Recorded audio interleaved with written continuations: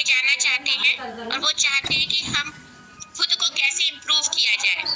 तो हम सभी को पता है कि आप लोग यहाँ सर्किट गाइड के ट्रेनिंग के लिए आए हैं, तो हम आज गाइड से ही शुरू करते हैं क्योंकि टॉपिक है गाइडिंग स्किल हमारा। तो हम अभी टूरिस्ट कौन होते हैं, टूरिज्म क्या है, हम लोग पिछले 3-4 क्लासेस में हम लोग सीख चुके हैं, तो उस पर नहीं जाएंगे। तो अब सबसे पहले आता है बात, जैसे अभी सर की क्लास में आप लोग 4 एमिनिटीज 5 एमिनिटीज पढ़ रहे, सॉरी 5C और 4C आप लोग समझ रहे थे। तो अगर हम लोग अपने घर से बाहर जाते हैं और घूमने के मकसद से जाते हैं, चाहे पर्पस हमारा कोई भी हो, और जाके हम किसी अनजान जगह पे रहते हैं, तो हमारा सबसे पहला चीज क्या है कि हमें एकोमोडेशन भी हो गया और हम वहाँ एक्सेसिबल भी हो गए, हमें खाने पीने की जगह भी थोड़ी बहुत पता हो गई। लेकिन फिर भी अगर हम उस जगह को एक्सप्लोर करना चाहते हैं तो हमें एक गाइड की जरूरत पड़ती है। भाई सबसे पहले इम्पोर्टेंट यही है ना कि गाइड की जरूरत क्यों है, तभी तो आप करें, जब जरूरत होगी तभी किसी चीज को हायर किया जाता है या उसको खरीदा जाता है, परचेज किया जाता है कि नहीं। तो आप में से कोई बताएगा कि गाइड की जरूरत क्यों है? आज का जमाना तो इंटरनेट का है, हमारे हाथ में गूगल भी है ना, और अगर हमें खाली नेविगेशन के लिए चाहिए तो भाई गूगल रास्ता तो बता ही देता है, कहीं भी रहिए कहीं भी डालिए, हाँ बताइए, और इंफॉर्मेशन भी हमें गूगल से मिल जाती है। तो एक गाइड की क्यों जरूरत है बताइए? प्रैक्टिकली मैम बता सकता गाइड। हाँ बताइए। प्रैक्टिकली गाइड बता देता है मैम, प्रैक्टिकली बता देता है, और बताइए, और सोच के बताइए। इंटरनेट पे तो मैम हम खाली मैम सबसे ज्यादा जरूरी रहता है क्लाइंट को सेफ्टी देना। क्या क्या करना? सेफ्टी देना के बाद गूगल पे उसी को अपने जानकारी ले सकता है चीज होगी, लेकिन सबसे मेन चीज जो गाइड होता है सेफ्टी देता है, उसके साथ तो प्रैक्टिकल चलता है, वो अच्छी बुरी चीज से बताता है, आपको सब चीज को बताता है चीज। बहुत बढ़िया। तो हम शुरू ही वहाँ से करते हैं। एक गाइड की कहाँ से शुरुआत हो सकती है? अगर एक गाइड है, कोई टूरिस्ट आया है, तो मैं बात करती हूँ कि मेरे पास गूगल भी है, मुझे रास्ता भी पता है, वहाँ क्या क्या घूमने की चीजें इन्फॉर्मेशन भी पता है, तो फिर क्यों जरूरत है? हाँ बताएं। हाँ आवाज आ रही है? और सिक्योरिटी पर देखिए सबसे बड़ी बात है, आंसर ऐसा दीजिए कि अगर इंटरनेट से गूगल का नेविगेशन से शुरू करते हैं कि टूर गाइड हमें क्या है, सारे रास्ते बताता है, वो जहाँ का है गाइड के टाइप्स में भी हम आएंगे, तो डिफरेंट टाइप ऑफ गाइड्स होते हैं। तो गाइड्स का पहली बार मतलब मकसद क्या होता है कि वो वहाँ की आपको नॉलेज देता है और आप जिस पर्टिकुलर जगह जाते हैं वहाँ पर आपका मार्गदर्शन करता है। मोटा मोटी तौर पे हम कह सकते हैं ना कि एक गाइड का ये काम है, तो मार्गदर्शन करना। तो अगर हम गए तो सब देखिए, जब हम जाते हैं तो हम आते क्यों हैं? टूरिस्ट एक आता है कि उसको एक सेटिस्फैक्शन मिले, और वो सेटिस्फैक्शन क्या होता है? इमोशनल, मेंटल, फिजिकल, कुछ भी हो सकता है। तो अगर हम खुद से किसी चीज को ढूंढ रहे हैं तो हम उतने सेटिस्फाई नहीं होते, लेकिन अगर हमने एक गाइड हायर कर लिया तो वो गाइड हमको अगर एयरपोर्ट तक लेने जा रहा है ना, तो वो हमारे संग रहेगा, तो पहली बार एक आत्मीयता जुड़ती है कि हाँ हमें कोई रिसीव करने आया, अब हम कहीं भी खोएंगे नहीं। तो टूर गाइड क्या है? हमें नेविगेट करता है। सही बात है। हो सकता है कि अगर हम गूगल के भरोसे जाए तो कोई रास्ता जंगल पड़े या कुछ और दिक्कत आ जाए तो आपका इंटरनेट जा सकता है, आपकी बैटरी डिस्चार्ज हो सकती है ना, तब आप अपने नेविगेशन पे सही समय पे पहुंच नहीं पाएंगे। लेकिन अगर आपके संग एक गाइड रहेगा तो वो आपका साथ नहीं छोड़ेगा। इससे कौन कौन अग्री कर रहा है? ठीक है। अगर इत्तेफाक से आपके गाइड को ड्राइविंग करना भी आता है और वो अपना इंटरपर्सनल रिलेशनशिप बिल्ड कर रहा है, तो हो सकता है वो आपकी कार को ड्राइव भी कर ले, है ना? आपको अपने साथ ड्राइव भी ना करे तो आपके संग बैठ के आए उस व्हीकल पे। तो जो चीजें फेस टू फेस जितनी इफेक्टिव होती हैं, वो खुद से गूगल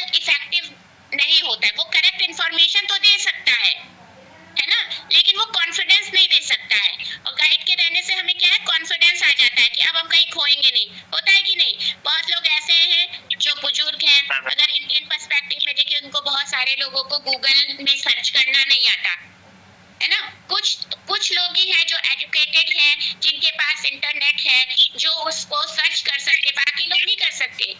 हमारे घर में बहुत सारे ऐसे चाची दादी लोग हैं जिनको गूगल पे सर्च करना नहीं आता। अगर वो कहीं घूमने जाए या तीर्थ यात्रा करने जाए तो उनको अगर एक गाइड मिल जाएगा तो उनको बहुत सहूलियत होगी। सही बोल रहे हैं कि नहीं?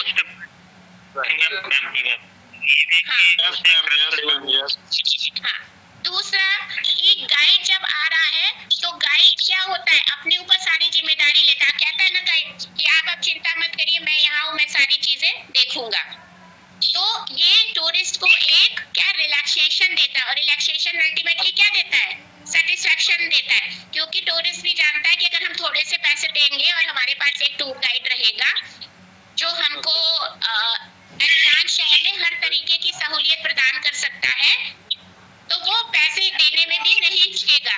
आप लोग में से बहुत सारे गाइड हैं, अगर उनको आप वो प्रसन्न हो जाते हैं तो आपको एक्स्ट्रा पैसे भी दे जाते हैं, है ना। तो क्या करता है, और अगर एक मतलब जो टूर गाइड है वो आपके एडमिन की तरह भी काम करता है। मतलब कि अगर आपने सिर्फ उसको फोन कर दिया कि भैया आप मुझे यहाँ आना है, तो हो सकता है वो गाइड हर चीज कर दे, आपकी प्री बुकिंग कर दे, आपका एकोमोडेशन की बुकिंग कर दे, आपको कहाँ से कहाँ आता है आपका टूर जो पूरा प्लान है उसको डिजाइन कर दे, वो आपसे पूछ लेगा। आपको अगर कहीं म्यूजियम वगैरह घूमना है तो हो सकता है कि वो पहले से जाके टिकट खरीद के रख ले, है ना। फिर वो ट्रैवल में के अच्छा से अच्छे बस में, ट्रेन में, फ्लाइट्स में वो आपको वहां तक कोऑर्डिनेट कर दे। आपके जो लगेज वगैरह है उसमें उसको वो अगर किसी मंदिर में गए तो वो बाहर आपका लुक आफ्टर भी कर सकता है ना। तो ये सारी चीजें क्या है, अगर आप कहीं ऐसी जगह गए तो उन्हें पता है पहले से कि भाई यहाँ खाना मिलेगा कि नहीं मिलेगा, तो वो लंच और ड्रिंकिंग वाटर की प्रिपरेशन पहले से कर लेंगे। ऐसा करते हैं कि नहीं आप लोग? आप में से जो गाइड का अगर काम कर रहे हैं कभी, तो आप ऐसा करते हैं कि नहीं? हाँ। तो ये सारी चीजें क्या है, हमें गूगल नहीं बता सकता और नहीं कर सकता, क्योंकि बहुत सारी ऐसी चीज है, सिर्फ इंफॉर्मेशन और सड़कों की नेविगेशन जानकारी होने से क्या होता है कि हम सारी चीजें रिलैक्स होके नहीं घूम फिर सकते। और फिर टूर गाइड क्या करता है, हमें सेफ फील कराता है। अगर वो है तो हमें लगता है कि हाँ चलो हमें कोई गाइड कर रहा है, अब यहाँ हमारे लिए अनजान नहीं है। तो हमारे अराइवल से लेके डिपार्चर तक जो टूर गाइड है वो एक जिम्मेदारी के साथ अपनी ड्यूटी को निभाता है। देखिए संग संग समझते जाइए कि जिस जिस नीड की जरूरत है वही वही उसकी रिस्पॉन्सिबिलिटी और ड्यूटी बन जाती है।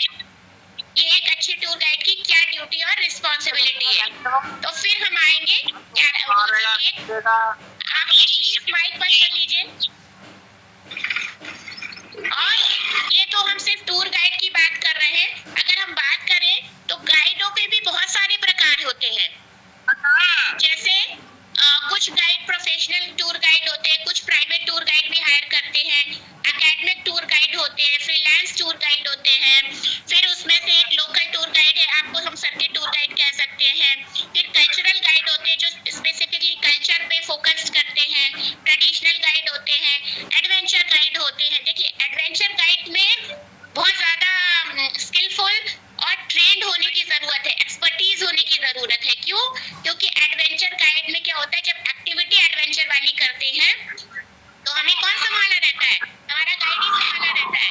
अगर हमको चैलेंजिंग, क्योंकि वो फिजिकली चैलेंजिंग टूर होता है, चाहे हाइकिंग हो, बाइकिंग हो या माउंटेन पे चढ़ना हो, स्काई डाइविंग हो, कुछ भी हो, तो उसमें क्या होता है, जो एक्सपर्ट गाइड होगा आप उसी पर भरोसा करके जाएंगे ना, नहीं तो आपको चोट चपेट लग जाएगा। कभी कभी तो इतना डेंजरस होता है कि आपकी डेथ भी हो सकती है। जैसे मैंने उस दिन बताया कि वोल्केनो विजिट करना, अब दो तरीके के वोल्केनो विजिट करते हैं, एक दूर से और एक पास से। कुछ एक्टिव वोल्केनो है तो उनको क्या करते हैं, हेलीकॉप्टर से ले जाते हैं और यहाँ टाई अप करते हैं पेट में, और फिर ऐसे सीढ़ी से लटका के बीच में दिखाते हैं। तो अगर अकेले ऐसे जाएंगे और इतना लावा वगैरह देखेंगे तो डर के मारे बेहोश हो जाएंगे। तो उनके संग क्या होता है, एक गाइड होता है। अगर आप देखिए कभी, सारी चीजें गूगल में मिल जाएंगी। दुबई वगैरह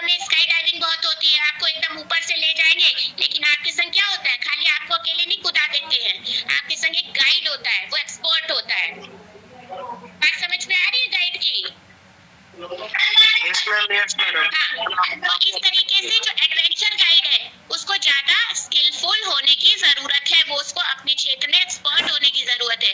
अगर आप कल्चरल गाइड है तो आपको हर वो ट्रेडिशन और कल्चर की जानकारी होनी चाहिए, हर कस्टम और रिचुअल की जानकारी होनी चाहिए, even day to day life की, स्पेशल फेस्टिवल की, तब जाके आप एक बढ़िया गाइड बन सकते हैं। प्लीज अपने माइक को बंद करिए, नहीं तो मैं रिमूव कर दूंगी। मैं आपको रिमूव कर दूंगी। फिर टूर गाइड का क्या काम है, जैसे मैंने बताया एडवेंचर में तो बहुत ही जरूरत है। एक होता है इंटरप्रेटर। इंटरप्रेट करना मतलब कि किसी चीज को हर तरह से उसको विश्लेषित करके बताना, जो वहाँ की चीजें हैं उनको वो पहले से अपनी समझ से समझे हैं, और वहाँ के लोग कैसी कैसी मान्यताएं हैं, क्या क्या उनका बिलीफ और विश्वास है। बेसिकली ये सब कल्चरल और ट्रेडिशन टूर गाइड के लिए इम्पोर्टेंट है कि वो कैसे चीजों को इंटरप्रेट करते हैं और कैसे वहाँ के लोकल कम्युनिटी और जो टूरिस्ट आते हैं बाहर के फॉरेन, या जिनको भाषा वगैरह नहीं समझ में आती है, तो उसको ट्रांसलेट करके बताते हैं। इसमें सबसे ज्यादा ये कौशल वाली चीज है, क्योंकि कोई भी चीज हमें मिस ट्रांसलेशन नहीं करनी, कुछ भी गलत नहीं बताना है, हमको अपनी चीजों में ऑनेस्टी बरकरार रखनी है।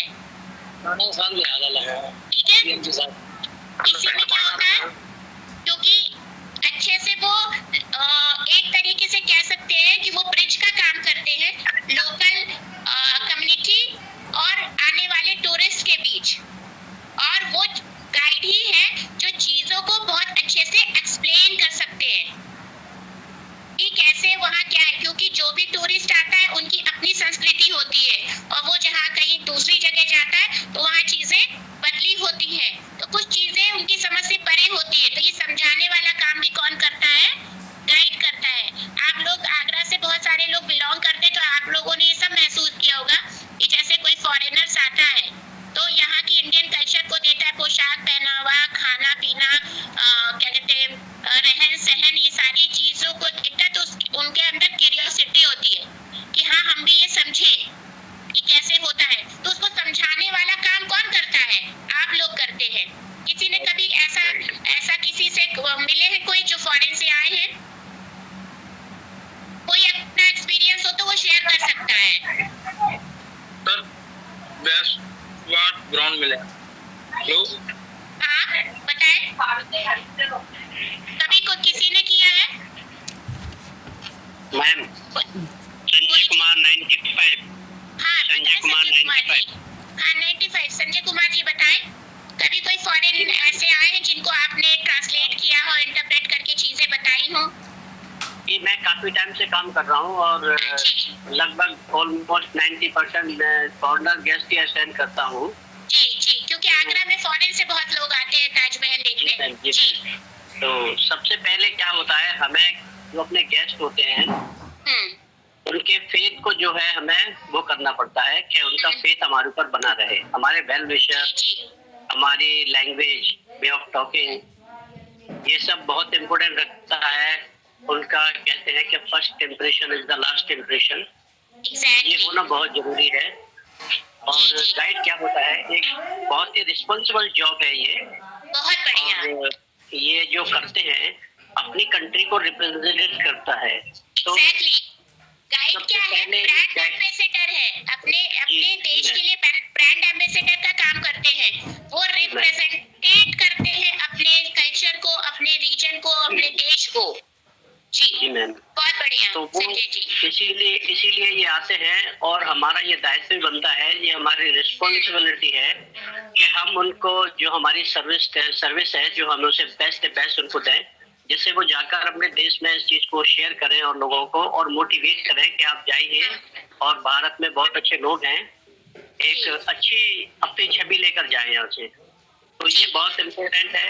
हमारे बहुत सारे हमारे कल्चर है, संस्कृति है, हमारे कुशीन है, मॉन्यूमेंट्स हैं, हमारे पास नेचर है, हमारे पास डेजर्ट है, सी है, एग्रीकल्चर है। तो ये गाइड में सभी आते हैं, हमें किस तरीके से डिस्क्राइब करना है। और सबसे बड़ी रिस्पॉन्सिबिलिटी ये होती है कि वो हमारे गेस्ट हैं तो उनके साथ कोई अनहैपनिंग ना हो, इसका हमें बहुत ध्यान रखना पड़ता है।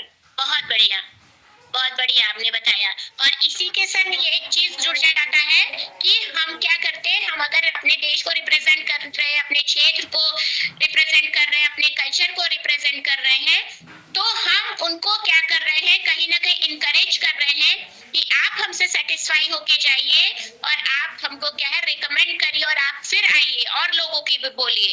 यही हमारा हिडन पर्सपेक्टिव वो होता है ना, मोटिव होता है ना, कि अगर एक जाए तो फिर 10 लोगों को भेजे। और इसीलिए हम लोग क्या है पर्सनल एक रिलेशनशिप क्रिएट करते हैं जिसको रैपो बिल्ड करना कहते हैं। तो रैपो बिल्ड, क्योंकि ऐसा नहीं कि एक गाइड आया हमने सुनाया उनको घुमाया बात खत्म हो गई, नहीं, क्योंकि जो माउथ टू माउथ पब्लिसिटी भी जरूरी है। ऐसा आप में क्या हो जाए कि वो जो टूरिस्ट है वो किसी को भी भेजे या खुद भी आए तो हमेशा आपको ही खोजे। तो उस लेवल का आपको बनना है। फिर क्या है कि एनकरेज करने का काम भी गाइड करता है।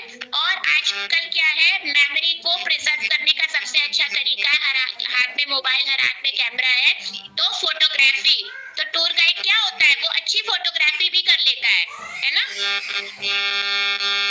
ये एक पार्ट है इसका। हाँ, उसका एक पार्ट है, वही बता रही हूँ कि क्यों जरूरत है। तो इतनी सारी चीजों के लिए एक गाइड की जरूरत है। अब आप लोग आते हैं कि क्या क्या जो एक गाइडिंग स्किल के क्या क्या कैरेक्टरिस्टिक्स हैं, मतलब क्या क्या विशेषताएं होती है। तो सबसे पहले क्या है कि हम शुरू करेंगे, ऐसे बहुत सारी विशेषताएं हैं, जैसे उसी में सारी चीजें और क्लियर हो जाएंगी। तो सबसे पहले आता है, ये आवाज कैसी आ रही, किसी का माइक खुला है, प्लीज बंद कर लीजिए, कुछ डिस्टर्ब कर रही है आवाज। ठीक है, तो अब आता है सबसे पहले जरूरी क्या है गाइड के लिए और गुड गाइडिंग स्किल के लिए, वो है कम्युनिकेशन स्किल।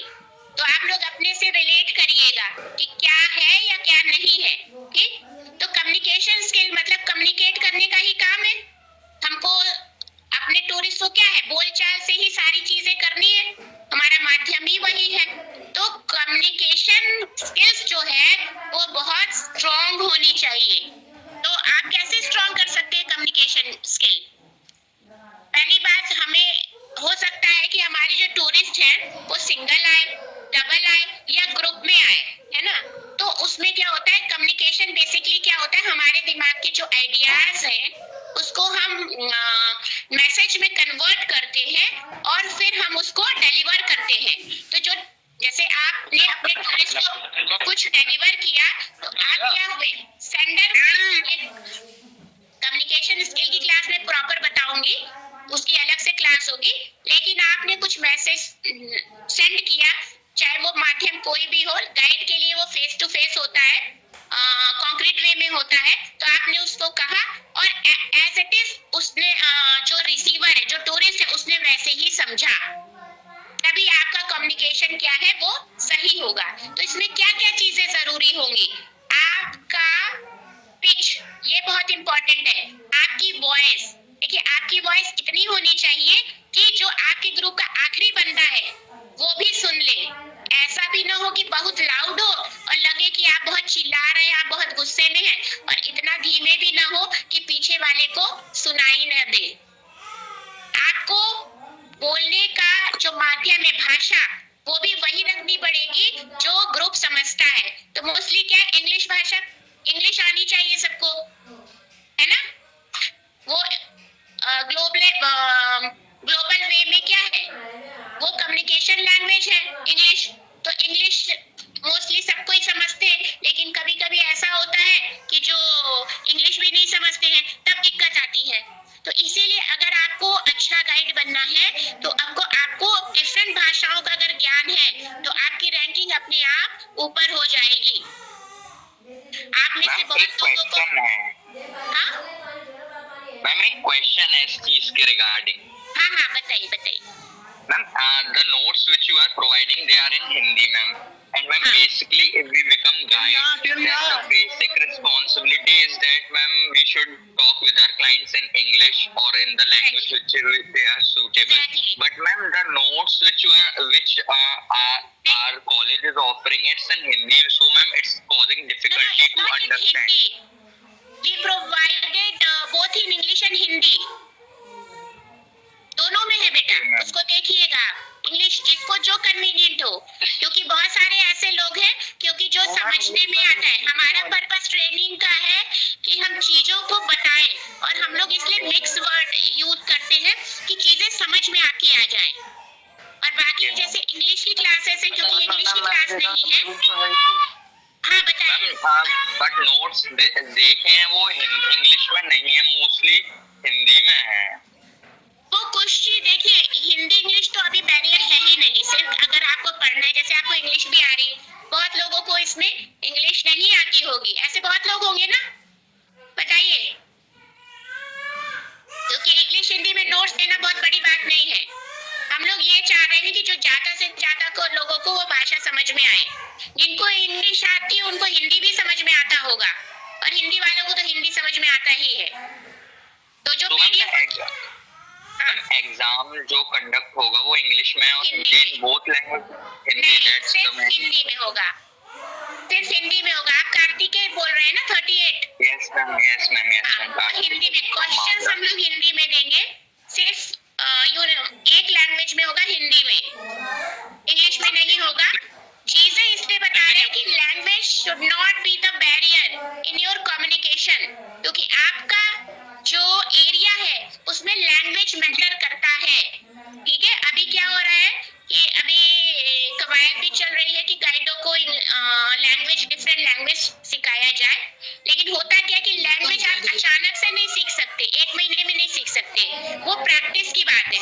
और आपके समय में लैंग्वेज सीखना उतना कठिन नहीं है। आप देखिए ऑनलाइन बहुत सारी क्लासेस है, आप खाली समय में एक किसी लैंग्वेज को चूज करिए, चाहे फ्रेंच है, फॉरेन लैंग्वेज है, इंडियन कोई डिफरेंट लैंग्वेज, उस पर आप क्लास करना शुरू करिए और उसको प्रैक्टिस करिए। देखिए ये कैपेबिलिटी इंडिविजुअल में है कि आप उसमें कितना समय देते हैं, बात समझ में आ रही है।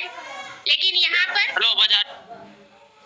हेलो, हाँ आवाज आ रही है, बताइए। मैम मैं जीशान बोल रहा हूँ, 148 नंबर। हाँ बताइए जीशान जी। मैम जो ये जो एग्जाम होगा, ये टिक मार्क वाला होगा या लिखने वाला होगा? आप लोग इतना परेशान होते हैं, आप लोगों को सीखने से ज्यादा एग्जाम कैसे होगा उसमें दिलचस्पी है। आप लोग क्यों परेशान होते हैं? जब एग्जाम का समय आएगा तो हम लोग अच्छे से बताएंगे, वो MCQ ही होता है, आपको टिक मार्क वाला ही करना है, एकदम लेंथी नहीं लिखना है। आप लोग को बच्चों को पढ़ाया जा रहा है उसको ध्यान से पढ़िए, इसी में से आएगा।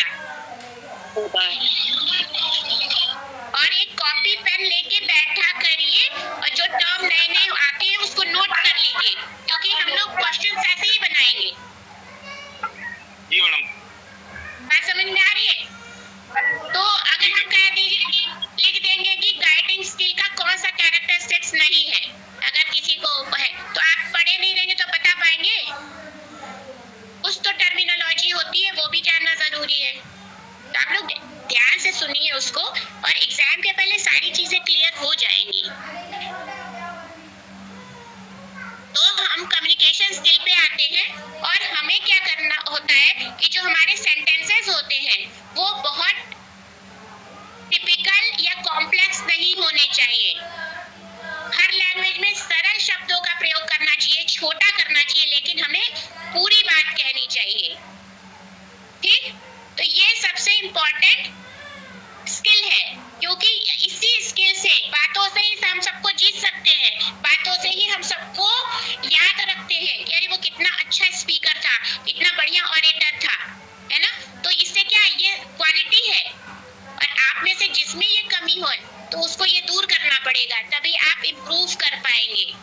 तो कम्युनिकेशन स्किल जो है ये बहुत इंपॉर्टेंट है। आपको शाइनेस छोड़नी पड़ेगी, मतलब शर्म छोड़नी पड़ेगी। बहुत लोग होते हैं ना इंट्रोवर्ट होते हैं, वो अंतर्मुखी होते हैं, वो बाहर ज्यादा बोल नहीं पाते, लेकिन गाइड में तो बोलना पड़ेगा। तो ये आपको प्रैक्टिस करनी पड़ेगी। भाई जिसकी कम्युनिकेशन स्किल अच्छी है, जिसको अच्छी भाषा आती है, जिसका भाषा पे और ग्रामर पे कमांड है, बहुत बढ़िया। लेकिन जिसका नहीं है वो प्रैक्टिस करके इसको इम्प्रूव कर सकते हैं, क्योंकि पर्सनालिटी डेवलपमेंट में भी कम्युनिकेशन स्किल ही इम्पोर्टेंट है। और जब हम पर्सनालिटी डेवलपमेंट बताएंगे तो हम सारी चीजें बताएंगे कि आपको दिखना कैसा है, बोलना कैसा है, कैसे रहना है, कैसे झुकना है,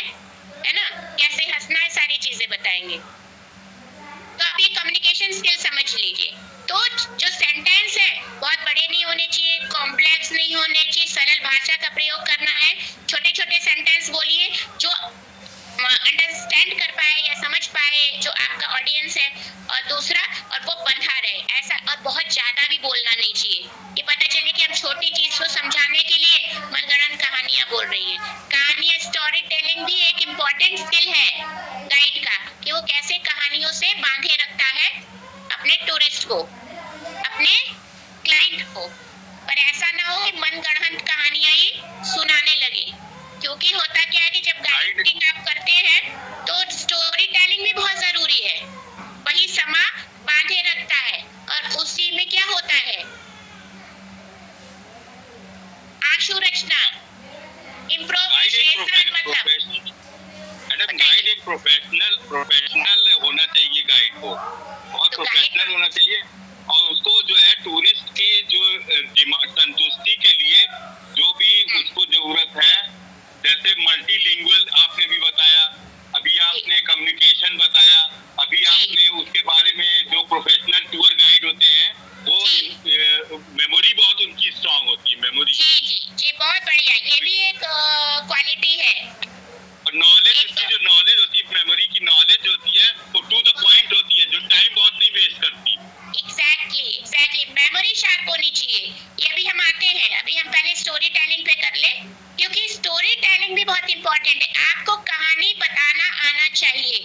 पता है बचपन में हम लोग अपने दादी नानी से कहानी सुनते थे तो कैसे हमें क्रेविंग होती थी दोबारा सुनने की, एक ही कहानी हम सुनने लगते थे।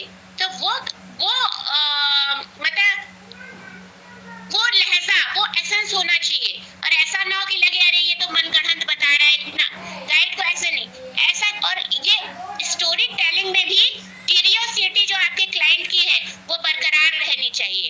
इसके लिए भी क्या जरूरी है कि मेमोरी, आपकी मेमोरी बहुत अच्छी होनी चाहिए। ऐसा ना हो कि हमने जितना भी इंफॉर्मेशन है ये सारी चीजों को पढ़ा, इनकोड किया, वो भूल जाए। हिस्ट्री केमिस्ट्री की तरह नहीं कि रात को याद किया सवेरे भूल गए ना। और उसके लिए आपको बहुत सारी चीजें अपने मेमोरी को स्ट्रॉन्ग करने के लिए करना चाहिए। जैसे बहुत सारी चीजें कि बादाम खाना चाहिए, बहुत शांत रहना चाहिए, टाइम पे से भोजन करना चाहिए, जिससे कि आपके शरीर की जो स्ट्रॉन्गनेस है या पोषण है जो आपके शरीर को और दिमाग को चाहिए वो प्रॉपर वे में मिलता रहे, है ना। ऐसा ना हो कि आप कमाने के चक्कर में सुबह बिना खाना खाए निकल गए, दिन भर बिना खाना खाए चले जा रहे हैं, तो आपकी मेमोरी क्या शार्प रहेगी? नहीं रहेगी, क्योंकि हर चीज को पोषण चाहिए, पोषक तत्व चाहिए। तो आप, और ये कैसे हम मैनेज कर सकते हैं बताइए? ये बेसिकली सबके लिए ही जरूरी है, लेकिन हम मैनेज कैसे करेंगे इसको? जब हम डिसिप्लिन और पंचुअल रहेंगे, डिसिप्लिन और पंचुअल। अगर हमारे पास 24 घंटा है और 24 घंटा में से हमें पता है कि हमको अपने क्लाइंट को 10 बजे का समय दिए हैं, तो हमें 10 बजने में जब 15 मिनट बाकी रहे तभी पहुंच जाना चाहिए, तभी हम अच्छे गाइड की कैटेगरी में आएंगे। अब ऐसा ना हो कि आपका क्लाइंट पहले पहुंच, हाँ, हमारा एटीट्यूड जो है वो प्रोफेशनल होना चाहिए। प्रोफेशनल कैसे होगा? इसी सब चीज को करके ऐसे होगा कि हम जो है उस पे भार न बने, बल्कि हम उसके एक हेल्पिंग हो जाए, हम एज ए गाइड का एक हेल्पर हो जाए। तो वो अभी बता रहे धीरे धीरे प्रोफेशनलिज्म में भी आएंगे, तो पंचुअल और डिसिप्लिन बता दे।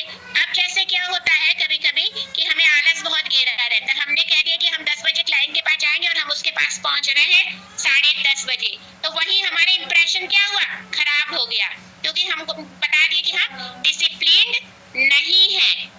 और अगर हम डिसिप्लिन रहेंगे और किसी चीज के लिए पंचुअल रहेंगे तो हम क्या करेंगे?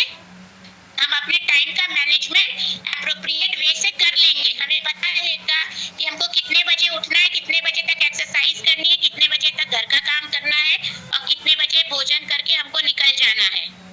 और अगर हम डिसिप्लिन नहीं रहे, हमने एक पूरा डेली रूटीन का चार्ट के अकॉर्डिंगली हम काम नहीं करेंगे तो हम चीजें मैनेज नहीं कर पाएंगे। तो पंक्चुअलिटी भी बहुत इंपॉर्टेंट जो है कैरेक्टरिस्टिक्स है या क्वालिटी है एक अच्छे गाइड की। फिर आता है ऑर्गेनाइज्ड होना। ऑर्गेनाइज्ड होना मतलब क्या बता सकते हैं?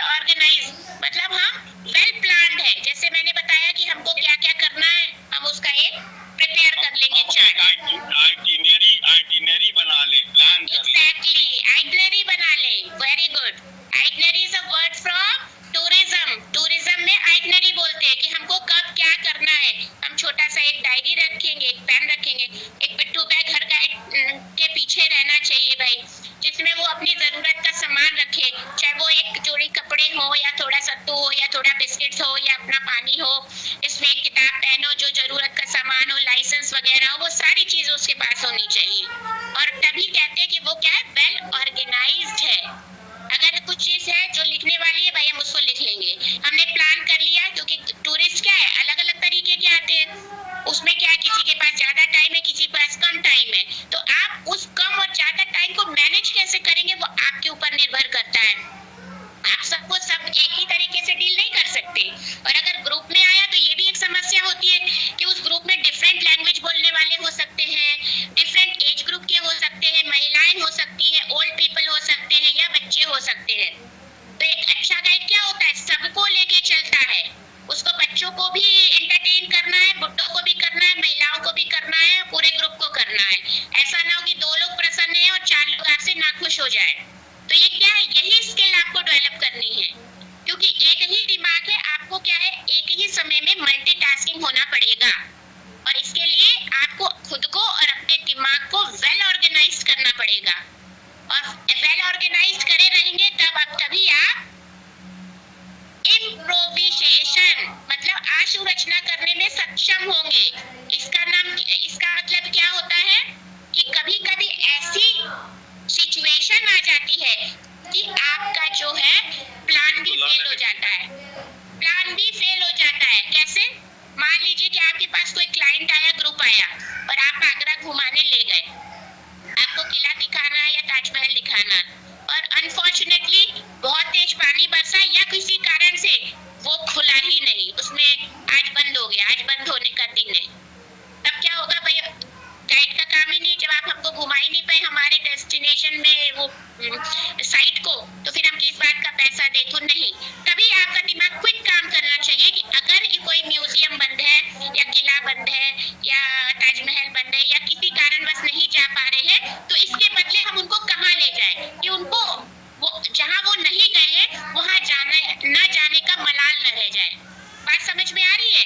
इसी को आशु रचना बोलते हैं, इम्प्रोविजेशन बोलते हैं। तो ये आना चाहिए। ये क्या, और ये कब आएगा? जब आप वेल ऑर्गेनाइज्ड रहेंगे, आपकी मेमोरी शार्प रहेगी, आप क्विक डिसीजन लेने वाले होंगे कि नहीं चलो कोई बात नहीं, यहाँ है उनको दूसरी जगह हम घुमा देते हैं, तो क्या हुआ। और इसको क्या कहेंगे, कैसे आप अपनी कम्युनिकेशन स्किल से उनको क्या कहें, कन्विंस करेंगे कि कोई बात नहीं यार, यहाँ पर बंद है, हम दूसरी जगह से बढ़िया जगह आपको ले जा रहे हैं, चलिए। तो ये कलाकारी आनी चाहिए।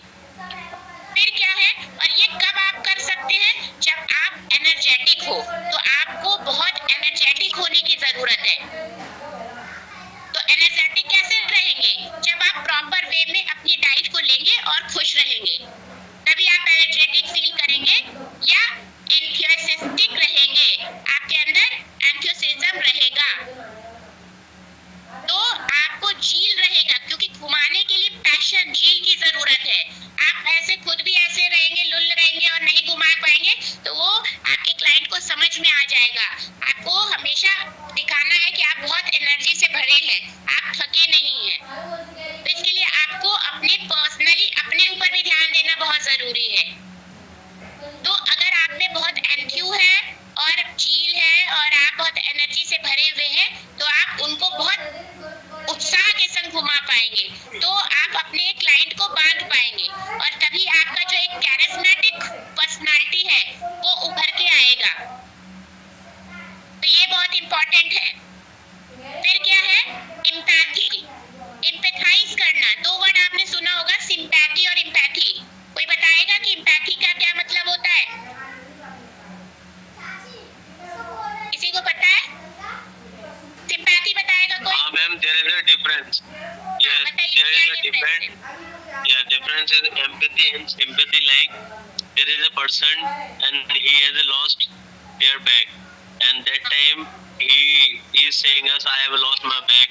That time you have to sympathy with him. Like this, oh my God, it is very bad. Okay, no problem. Then I will help you. Madam, empathy माने भावनाओं को समझने की अभिव्यक्ति, व्यक्ति की भावनाओं को समझने की क्षमता को इम्पैथी कहते हैं। यहाँ भावना को कैसे समझेंगे? सिंपैथी में भी तो वही करते हैं। देखिए, नहीं, सिंपैथी में जो है sympathy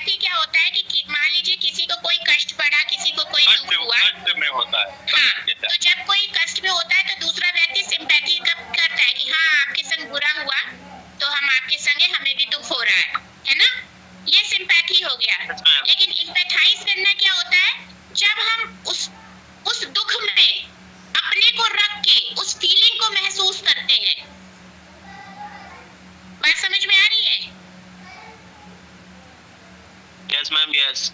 And I was explaining to good, right? Almost, हाँ।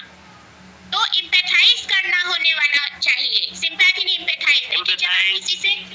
जब आप इम्पैथाइज करेंगे तभी उसकी भावनाओं को फील कर पाएंगे, और जब फील कर पाएंगे ना चीजों को, हाँ। And also we can say Hamdard, like सहानुभूति करना, हमदर्द बनना। सिंपैथी, हाँ। Empathy, सहानुभूति, sympathy, yeah, there is a difference. Words में मत जाइए, भाव को समझिए। सिंपैथी में हम वो चीज फील नहीं करते, हम बोल देते हाँ दुख है, आपके संग दुख हुआ, उसमें हम दुखी हो लेते, बात खत्म। लेकिन जब हम खुद को उसके जगह रख के सोचते हैं कि जैसे मान लीजिए किसी के संग कुछ हो गया, बहुत बड़ा एक्सीडेंट हो गया, तो भाई हाँ बहुत एक्सीडेंट हो गया, कोई बात नहीं, जैसे न्यूज़पेपर, हाँ बहुत बुरा हुआ, दिस इज सिंपैथी। लेकिन एम्पैथाइज तब करेंगे जब हम सोचेंगे अरे उस एक्सीडेंट में अगर वो ना हो के हम होता, हमारे संग ऐसा हो गया होता तो हमको कितना तकलीफ होता, तो जो फीलिंग आ रही है हमारे अंदर वो एम्पैथाइज हुआ, ठीक है। तो एम्पैथाइज करना होना आना चाहिए, क्यों?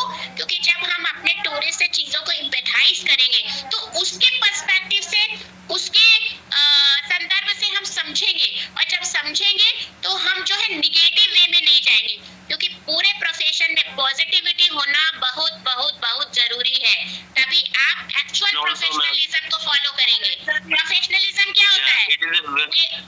ये सारी चीजें प्रोफेशनलिज्म मतलब कि आपका जो वर्क एथिक्स है उसके अकॉर्डिंगली आप वर्क करें। कोई भी पर्सनल चीज आपके प्रोफेशन पर हावी ना हो, जैसे कि हर घर में दिक्कतें होती हैं, हर घर में समस्याएं हैं, हर घर में लड़ाई झगड़े होते हैं, तो कभी कभी क्या होता है छोटे छोटे झगड़े बड़े हो जाते हैं और उसी में झगड़ा बढ़ता है। आप कभी अपने से रिलेट करके उसको महसूस करिए।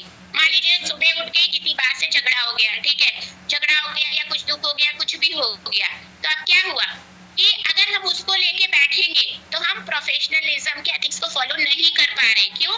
क्योंकि अब वो हमारे वर्क पर हावी हो रहा है। हमको क्या करना है, हमारे साथ कुछ भी दुख हो या कुछ भी हुआ हो, अगर हम ट्रू वे में प्रोफेशनलिज्म को फॉलो कर रहे हैं तो वो पर्सनल चीजें हम वही छोड़ देंगे।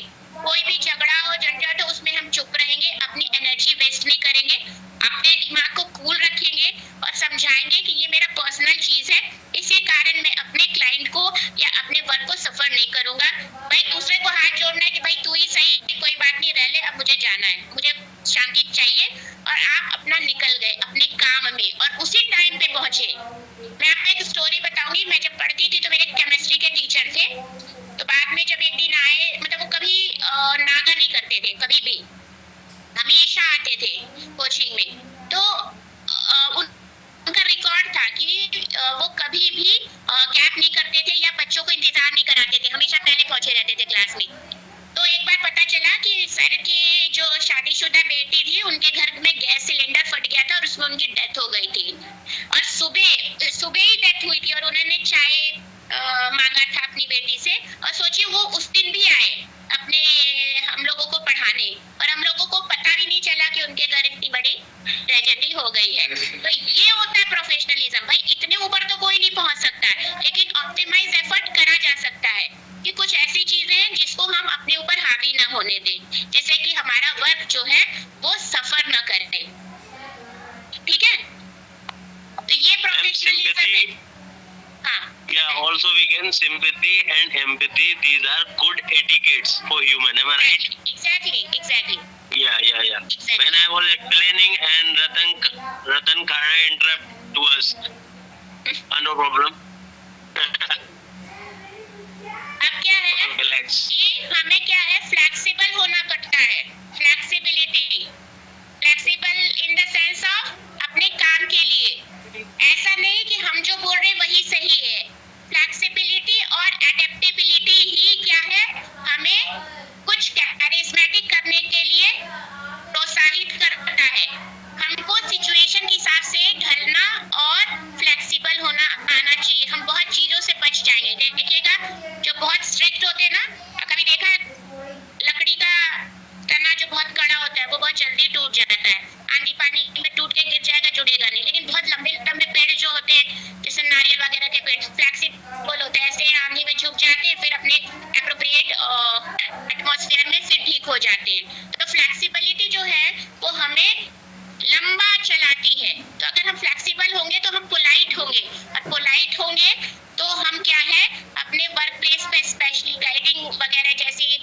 दिनों के लिए हम क्या है लॉन्ग टर्म सरवाइव करेंगे, क्योंकि जो अकड़ के रहता है उसके पास कोई नहीं जाना चाहता, एक दो बार जाएगा समझ जाएगा, दोबारा नहीं जाना चाहेगा, है ना। क्योंकि और गाइड लोगों का सबसे बड़ा काम क्या होता है कि सिर्फ एक क्लाइंट ना घुमाए, उसके बाद वो क्लाइंट वापस जाए तो 10 और क्लाइंट आपके लिए भेजे। तो ये एक रैपो बिल्ड करना पड़ता है, क्योंकि इंटरपर्सनल जो रिलेशन है वो बिल्डअप करना पड़ेगा आपको हर क्लाइंट से, जहां से आपको क्या है लगे कि हाँ ये दोबारा आ सकता है या इसमें संभावनाएं दिख रही हैं। Excuse me.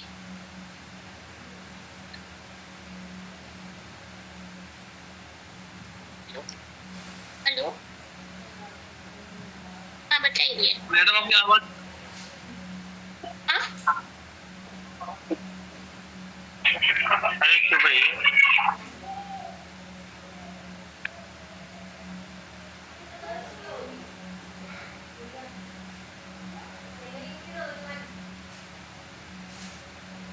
ठीक।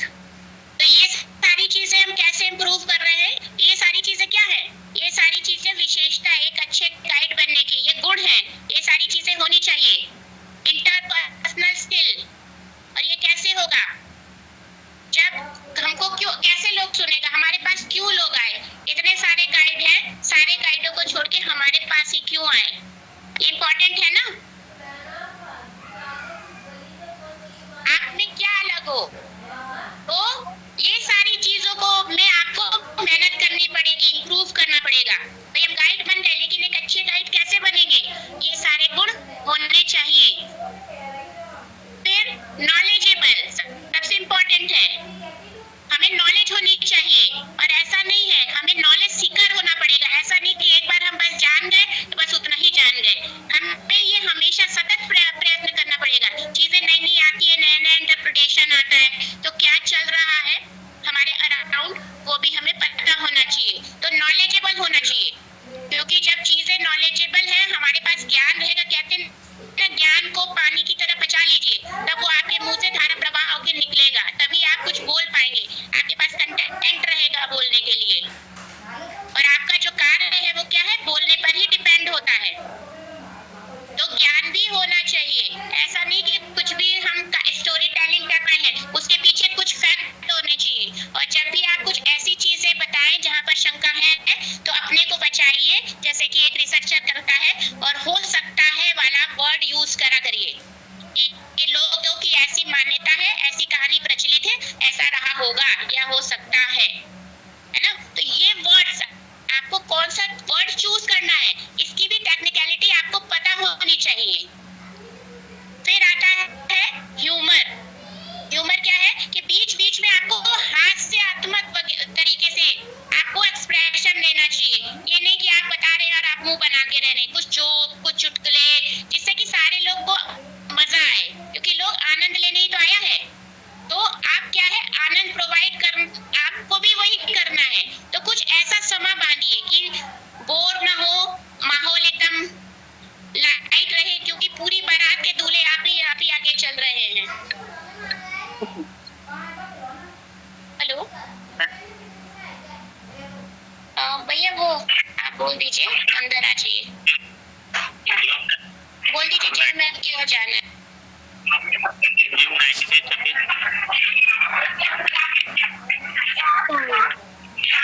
सारे तुम्हें याद होगा 93 समीर मैम सुन पा रहे हैं, क्या आप सुन पा रहे हैं जी, सुन पा रहे हैं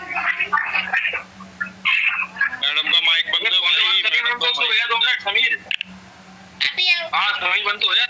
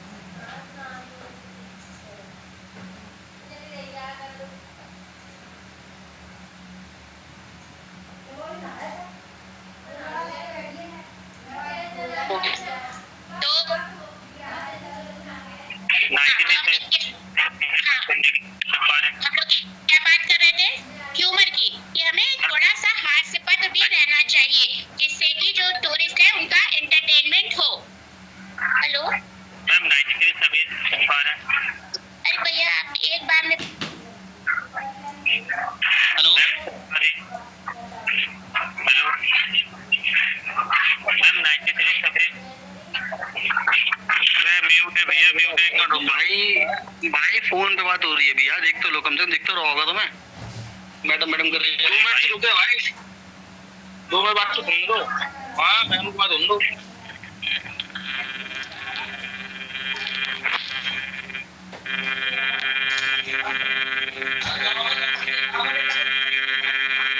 क्लास खत्म हो गई क्या? मैडम अभी फोन पर बात कर रही है, अभी क्लास खत्म नहीं हुई है। बस क्लास खत्म हो जाएगी, परेशान न होइए। भाई माइक बंद कर लो अपने सब। तो ये सारे जितने भी हमारे जो है, माइक को बंद कर लीजिए आप लोग। माइक बंद कर लीजिए। ये सारे गुण जो है, ये सारी क्वालिटीज जो है वो होनी चाहिए। ठीक, अब आता है कि अब हम अपने चीजों को, गाइडिंग स्किल को कैसे हम इम्प्रूव कर सकते हैं। How to improve our guiding skill या गाइडिंग क्वालिटीज। ये सारी चीजें कैसे हम इम्प्रूव कर सकते हैं, कोई बताएगा? मैम 96 सानू कुरैशी। हाँ बताएं। मैम नमाज के लिए बोल रहा था, आज फ्राइडे है। हाँ बस तुरंत ही हम छोड़ रहे हैं। देखिए, आप, मैं बता दे रही हूँ अपना गाइडिंग स्किल कैसे इम्प्रूव कर सकते हैं। हम प्रैक्टिस करें, हम उस पर प्रैक्टिस करें बार बार। एग्जैक्टली, प्रैक्टिस करें। जैसे मान लीजिए आप अपने लोगों को लेकर टूर पे निकल गए, तो प्रैक्टिस करें। फिर बहुत ज्यादा से ज्यादा किताबें और ज्यादा से ज्यादा इंटरनेट में उसके डेस्टिनेशन या साइट के वगैरह के बाबत आप नॉलेज ग्रहण करके उसको पढ़िए। वर्क करें, अपने प्रोजेक्ट पे वर्क करें। एग्जैक्टली, वर्क करना बहुत जरूरी है। अगर कोई ना रहे तो शीशे के सामने खड़े हो जाइए और बोलना शुरू करिए। अच्छे वर्ड्स, जैसे वोकैबुलरी अपनी बढ़ाइए। और अपनी लर्निंग स्ट्रेटजी को फिक्स करें। लर्निंग स्ट्रेटजी है एग्जैक्टली। और अपने को रोज सुबह अर्ली मॉर्निंग उठ के थोड़ा एक्सरसाइज वगैरह करिए, जिससे कि दिमाग और शरीर स्वस्थ रहे। और जब ये दोनों स्वस्थ रहेगा तो आप पूरे एनर्जी के संग वर्क करेंगे।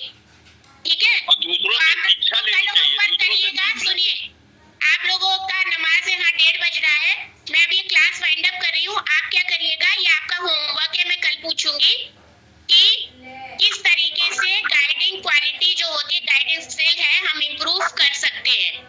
ठीक, दूसरों से सीखना चाहिए, दूसरों से सीख लेनी चाहिए। अटेंडेंस लगा दिया आपके।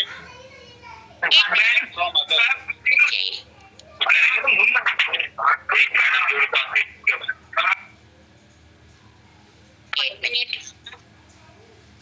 बहुत सी चीजें लिख के याद करें। मैम गाइड का तो मतलब ही होता है G for gentle, U for understood, I for intelligent, D for decent, E for educated। आप उसको इंटरप्रेट ऐसे कर सकते हैं, लेकिन आप कैसे इम्प्रूव कर सकते हैं उसको आप कल बताइएगा। ठीक है, चलिए। आप लोगों का बहुत बहुत धन्यवाद, बहुत धैर्य से सुनने के लिए। और अटेंडेंस हो गई है, और लोगों को बोलिए ज्वाइन करने के लिए। 127 लोग हैं, 127 की अटेंडेंस हो रही है। तो आप लोगों को मेरा नमस्कार। चलिए, थैंक यू भाई। Thank you ma'am, thank you. Question paper यार हिंदी में वो, मुझे मेरी हिंदी नहीं आती है। हिंदी में उतना है। गेट बंद कर। अरे भाई कहाँ राजा? में दिलवा राजा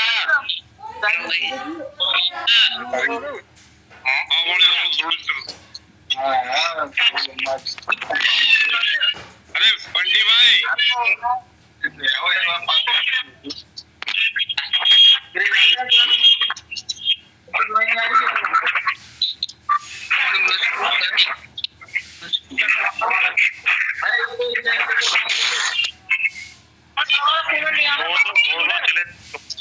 चले भैया।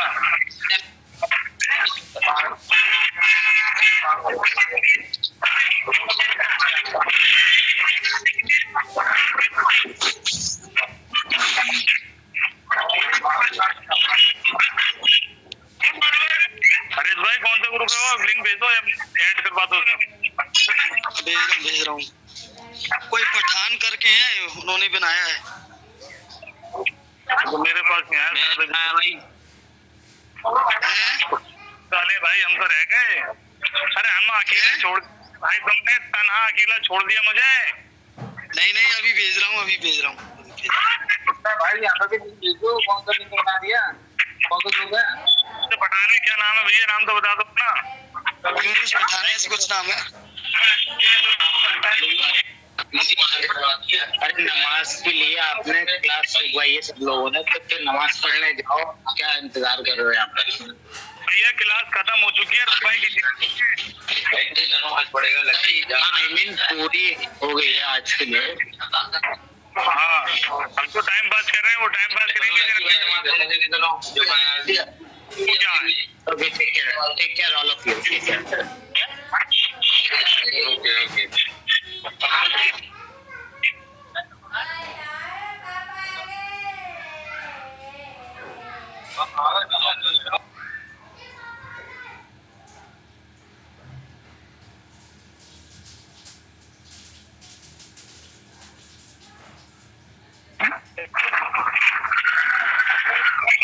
हो गए ले? हाँ कोई नहीं जी बेटे। अरे कहाँ है भाई साहब? अरे मैडम भाई का टाइम हो गया क्या? सानू भाई पूरी हो गई आपकी, अटेंडेंस लग गई, आप जा सकते हैं। और फालतू के मजे लेने तो रुक सकते हैं। शायरी सुनाइए, महफिल जोड़िए, गाने गाइए। रिकॉर्ड हो गया भाई साहब, ये रिकॉर्ड हो गया।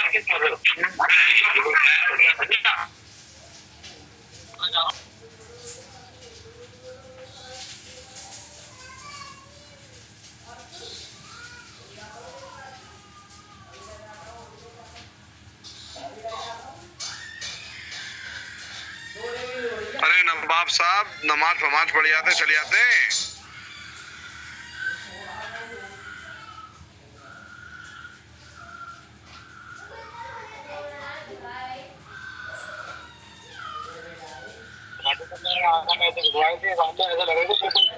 आने खाने वाले से बड़ी तो क्या बोलते हैं तेरे को होटल जाने की बेटो 300 से जन मैंने उसको मार के दिया ना, ये काम मारा है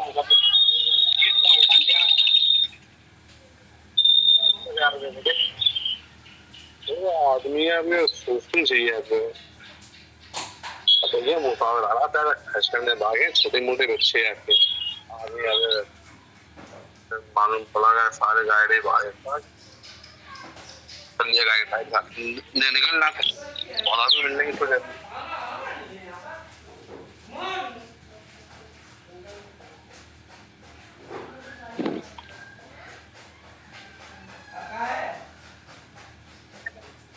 हमारी गाइड को मैंने करी थी। मैंने फोन डाला अभी, वो मुझे खाने बैठ गया हूँ। हाँ बैठ गया हूँ। मैंने उससे मांगा था कि मैंने खाना वाना खिलाना। तो तुम्हें मैं खिलाना चाहिए चाहता हूँ। सरकारी मना कर दी उसने। वो प्राइवेट होटल नहीं है, अच्छा वो सरकारी होटल है वो। हाँ वो डिपार्टमेंट की होटल है टूरिज्म की। और मैंने मना करी थी उससे, तो मैंने करी थी तो कहने लगा हम नाश्ता करे आए, खाना हम देख लेंगे बाद में, अभी नहीं। इसीलिए मैंने पूछा था उससे, यहाँ के कहने लगी हमें खाना खाना। और तो साले तुम वहाँ पहले वहाँ खाना खान चले आते तुम मल्ली। वो कहती तो सही, फिर मैं ले आता उधर कौन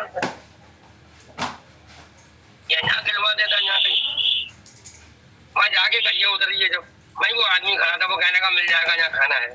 काला सा मुद्दा सा था।